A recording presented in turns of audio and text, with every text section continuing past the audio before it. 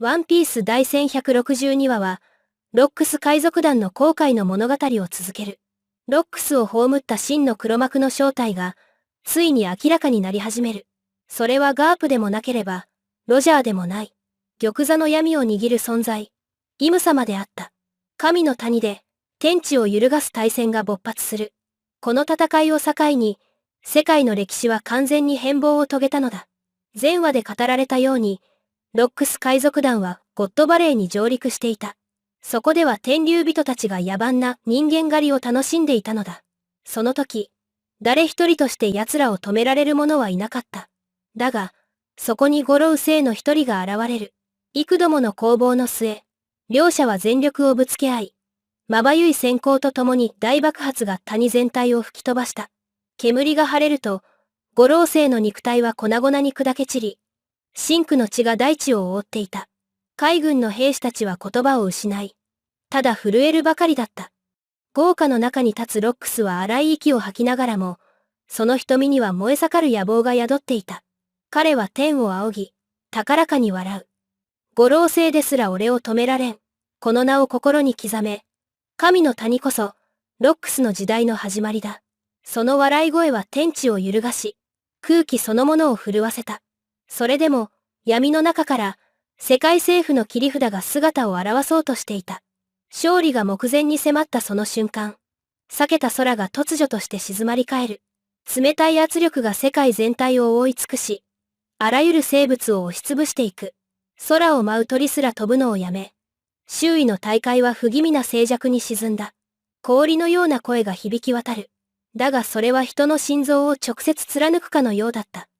ロックス D.G. ベック、お前は今、五老星の一人を殺したのか。その声の主は誰なのか、誰もわからない。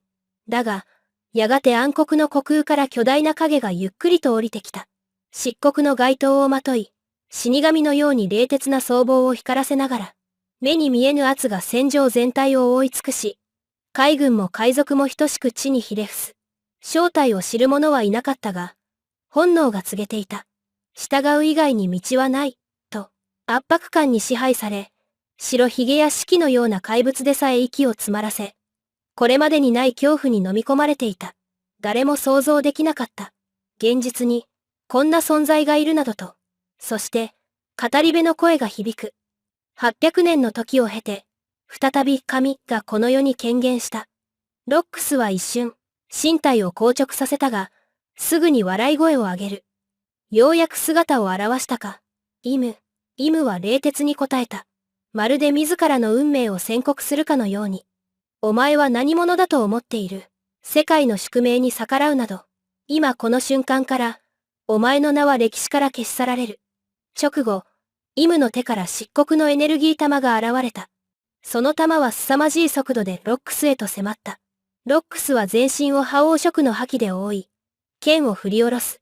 光を裂く一閃は、島全体を揺るがし、空を真っ二つに裂いた。ロックスはイムを睨みつけ、奉公する。歴史は書き換えられる、真実は必ず暴かれる、それをなすのはこの俺だ。再びイムが手を掲げる。空は血に染まり、無数の光の矢が流星群のように降り注いだ。一本一本が大地を貫き、巨大なクレーターを残す。覇王色の轟音が大気を震わせ、その影響範囲にいる海賊も海軍も、誰一人として生き残れなかった。カイドウの顔には恐怖が張り付く。これは、俺の知るかじゃねえ。狂気の笑みを浮かべ、ロックスは剣を振るい、数百本の槍を切り裂いた。誰にも退かない、神だろうが悪魔だろうが、すべてを粉砕してやる。二つの勢力が衝突し、空間が崩れ落ちる。海軍も海賊も吹き飛ばされ、近寄ることすらできなかった。イム様の瞳は深紅に染まり、冷淡に宣言する。ロックス、お前こそが最悪だ。お前を生かしておけば、世界は滅びる。ここで今、この場で終わらせる。ロックスは高笑いし、燃えるような眼差しで答えた。支配者は一人で十分だ、今日。俺は神を一人葬る。両者の一撃が激突する。ロックスの剣は太陽のように赤く燃え、イム様の力は闇そのもので光を飲み込む。轟音とともに空が裂け、一筋の閃光が海を照らした。二つの一撃から放たれた覇気は、触れるものすべてを引き裂いた。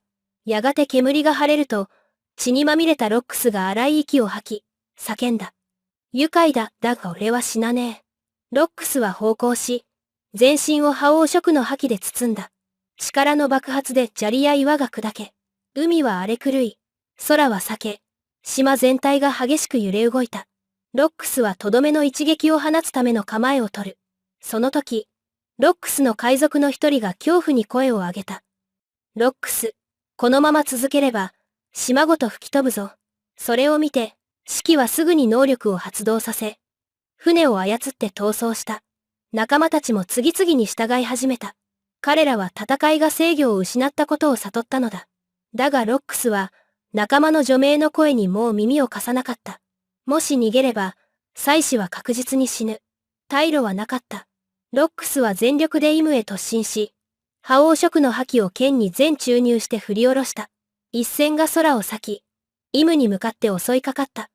イムの音体は一瞬だけ目を閉じ、そして開いた。その瞳から放たれる光はまるで宇宙を内包しているかのようだった。冷ややかな声が戦場全体に響き渡る。もう十分だ。その手が掲げられた瞬間、天に巨大な渦が現れた。渦の周囲の空間は歪み、ねじ切られるように変形する。そして、まるで天空を貫くかのように巨大な三叉槍が出現し、ロックスへと突き刺さった。衝突の余波でロックスの一撃は粉々に砕け散り、三叉槍は雷鳴のごとく彼を貫こうと降り注ぐ。ロックスは全身の力を振り絞り迎え撃つが、抗えない。次の瞬間、大地を揺るがす轟音とともに、その肉体は貫かれてしまった。最後の瞬間まで、血に染まったその腕はイムに向かって伸ばされていた。だが、決して届くことはなかった。ロックスが倒れた後、ゴッドバレーの戦場を包んだのは、身の毛もよだつような沈黙だった。血と炎の匂いが立ち込める中、海軍も天竜人も誰一人として顔を上げることはできなかった。ただ無表情に立ち尽くすイムの存在に圧倒されて、やがて、イムの声が絶対の裁きのごとく響き渡る。ロックスという名は永遠に消し去られねばならぬ。彼に関わるすべてを抹消せよ。こうして極秘の勅命は実行に移された。